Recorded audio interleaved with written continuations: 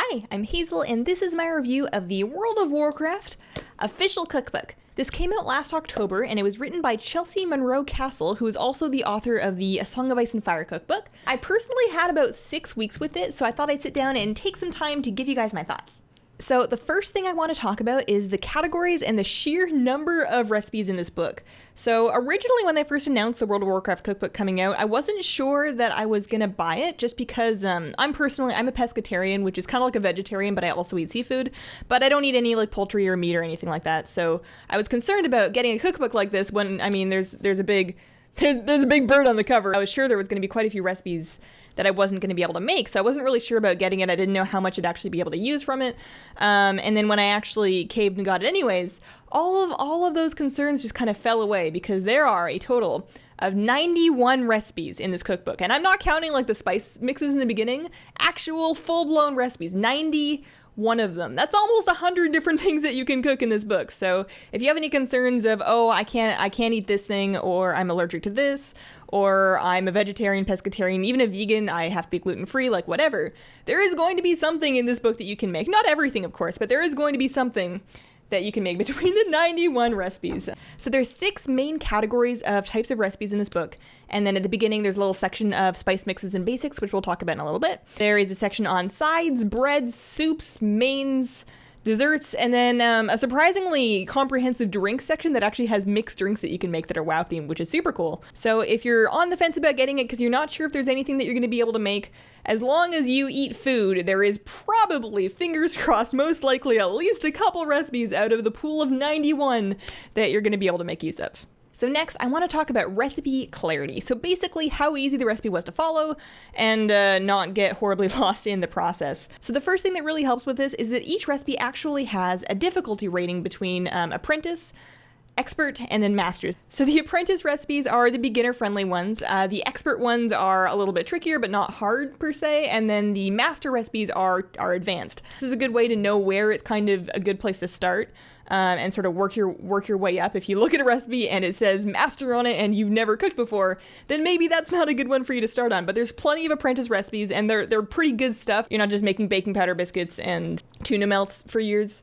There's some neat stuff that you can make at every different skill level. So I really like that they have that sort of cooking skill that's sort of WoW themed that lets you know where to start. And then as far as actually having clear to follow instructions, I'm very, very happy with it. Even if you're new to cooking and you're not really sure what's going on, I think it's clear enough that you're going to be able to figure out what you need to do without being so overly wordy that you feel like you're being talked down to and you just can't get through it and you've just got way too much to read. It's nice that there's specific, clear instructions that aren't overly wordy. It does tell you what you need to do, but it's not telling you must stir this counterclockwise 14 times, but do not turn your spoon in your hand or else you will call down the wrath of the witch mother. There's none of that. No. Also up in the corner where they have that skill level rating, there is the prep and cooking time listed, which is always good. And then it has pairing suggestions for everything. So even if it doesn't pair with a recipe in the book, it'll still tell you what a good thing to serve with it is in terms of beverages or sides or main dishes if you're making a side. And then if it does recommend a recipe from the book, it tells you what page it's on. So that's really nice because you can kind of start to piece together a meal just based on picking a recipe that looks cool, and then it'll kind of show you where to work from there. So I was really pleased with that. So next, let's go over recipe quality. So basically how everything turned out. So I would give this a perfect score on recipe quality. I have never cooked from a cookbook that was as reliable as this one. A lot of cookbooks, there's usually a couple of really good recipes, and then there's a bunch of stuff that you'll just never make again. And this one, everything that I've made so far actually turned out really well, and it tended to be simple enough and fast enough to make with like commonly found enough ingredients that I find myself making this stuff multiple times. It's not just like you made it once and you go, cool, I did it, and then you never touch it again. These are things that you can actually add to your like weeknight dinner repertoire. These are things that you're going to be making on weekends. These are things that you can actually make all the time. They turn out well enough that you want to, which is really good. The only things that I made that didn't turn out really, really delicious, I think I can solidly attribute to user error. They were all fried things, and I don't have a deep fryer, so I try and like approximate in a deep pan with hot oil. And I'm really afraid of hot oil, so I kind of half-ass frying things, and it almost never turns out well, so I just need to give up. But yeah, so as far as actual recipe quality, they do turn out really well, and when you read over the recipes, you can kind of see why. It never asks you to do anything really weird. Everything that it asks you to do is pretty basic. It makes sense. It's kind of hard to mess up for the most part. So it's not surprising that the food turns out well, because it's not getting you to do anything super bizarre in the first place. There's very few places for things to go wrong. These tend to be pretty reasonably foolproof recipes. So top score for recipe quality. So as far as the physical book quality and the photography quality, the images are gorgeous. There's a full page color photograph. It's kind of hard to see with all the glare here, but there's a full page color photograph on every single recipe, not just some of them. Every one has been photographed. It's been set out really nicely to make it look fancier than you probably feel at home. And then the actual physical book, it's really well built. It's not falling apart. It smells like new book, which is, it's a weird thing that people that are equally into new books would appreciate. Yeah, the whole thing just feels really high quality. Mine's probably going to end up covered in flour because that's how all my cookbooks go. But as a collector's item, I do think it stands up. On every page, in addition to the recipe, of course, and that full page color photo, you've got concept art for the most part on most pages, just from various expansions and stages of WoW. You've just got miscellaneous concept art behind the recipe. It doesn't appear to be tied to the recipe in any way. You'll have, weird armor orcs right next to just some soup, and it's not necessarily directly tied, but it's kind of a cool piece of WoW flavor that sort of helps make this feel like a collector's book. So yeah, high quality, really glossy pages, really easy to read, very nice book. A little bit heavy, but when it's, it's like 216 pages long. It's bound to be at least a little bit heavy. So yeah, as a collector's item, it's great, but you're not going to want to just keep this on your shelf. You're probably going to want to just install this into your kitchen because if you're anything like me, you're going to use it quite a bit. So I want to take a second to talk about the spice mixes and basics section. So this is before you really get into all the recipes. It lays out how to mix up certain sort of mixes of spices that the recipes will then call for. So for example, there's a recipe for northern spices, and it uses things like ginger and cardamom and dried juniper berries. And it tells you what proportions to mix them in. So you would mix them up and you keep them in like a spice jar. And then when you go to make like your firecracker salmon, it just calls for half a teaspoon of the northern spices. So there's spice mix recipes for, you make autumnal spices, holiday spices, northern spices, and I believe Pandaren spices. So those are like the 4 main spice mixes, and you use those through a variety of recipes. And I think that's really cool.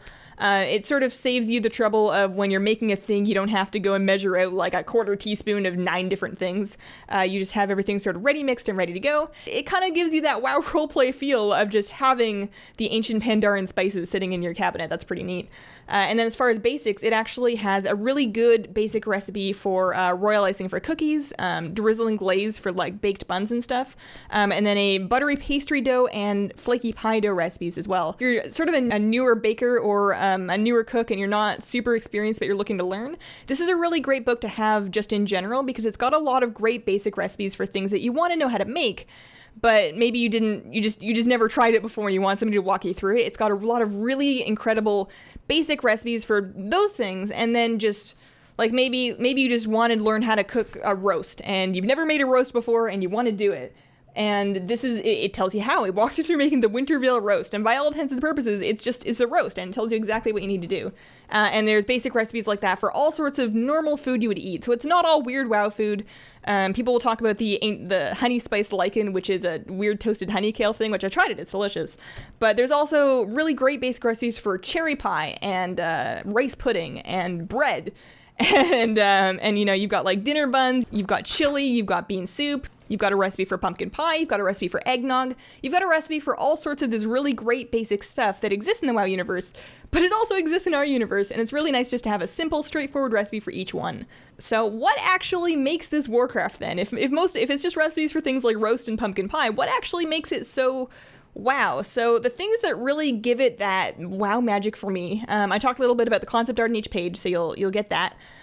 Each recipe has a little paragraph or a couple lines of flavor text, and those always tie it back to the universe. Those will have cute little references and sort of lore backstory on each recipe. So even if it didn't appear directly in the game, and a lot of them do, but even if it didn't appear directly in the game, you've got that little bit of fantasy to sort of tie it back to WoW, so that when you're making your sweet potato bread to munch on during raid night, that not only are you making sweet potato bread, but you have this little line telling you that it's a popular Northrend bread, and then you can feel super cool while you're running ICC for transmog because you've matched kind of, your food to your video game. Who doesn't do that? Another thing that really ties into the WoW RP for me is the naming of the categories. So I said before that, you've got your sides and soups and entrees and desserts and drinks and whatever.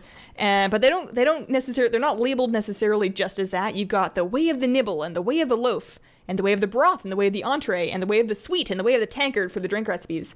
So you've got this sort of mop-style cooking progression, sort of, where in your, if you were cooking in Mists of Pandaria, you would open up your cooking tab, and you would have these different categories that would give you, like, haste or master or whatever.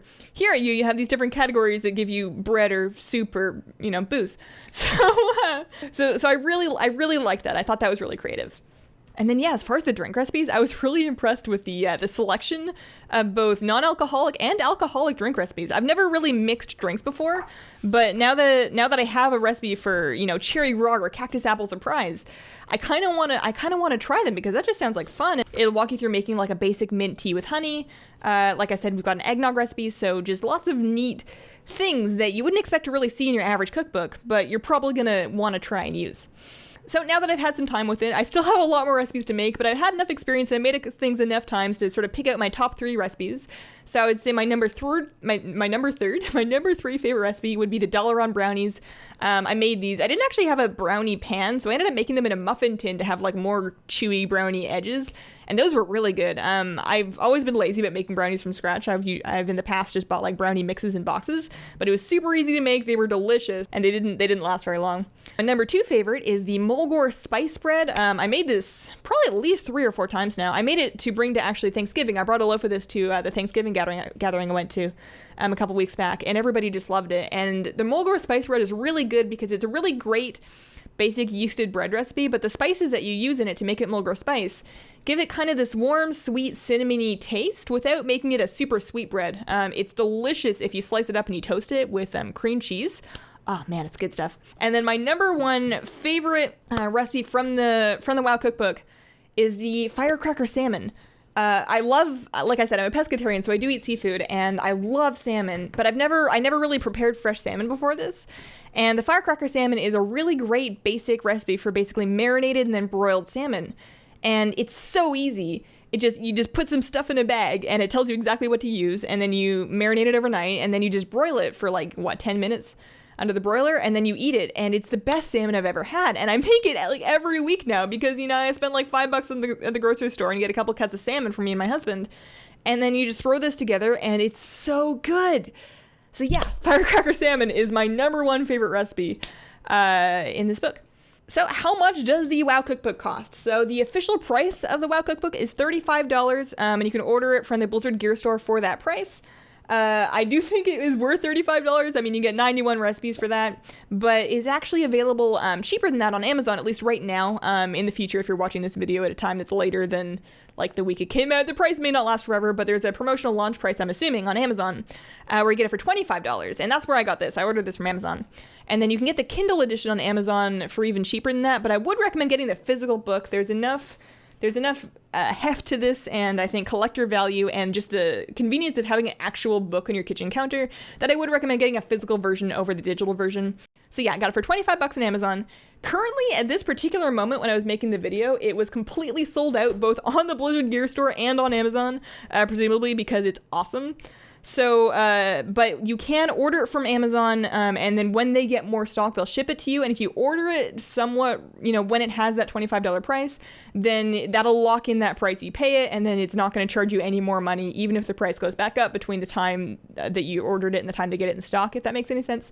I'll put links to both of those down in the description so you can check it out if you do want to order it. I'm thinking of actually making some cooking videos using recipes from this book to kind of walk people through some of my favorites.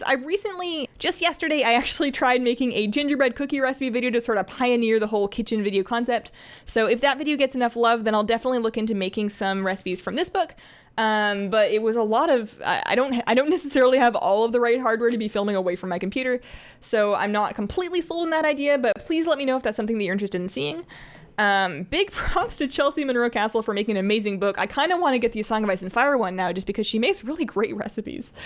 She has a blog as well, and you can follow her on Twitter. I'll put that info in the description too. Thank you so much for watching, and I hope you have a wonderful, wonderful day. Bye!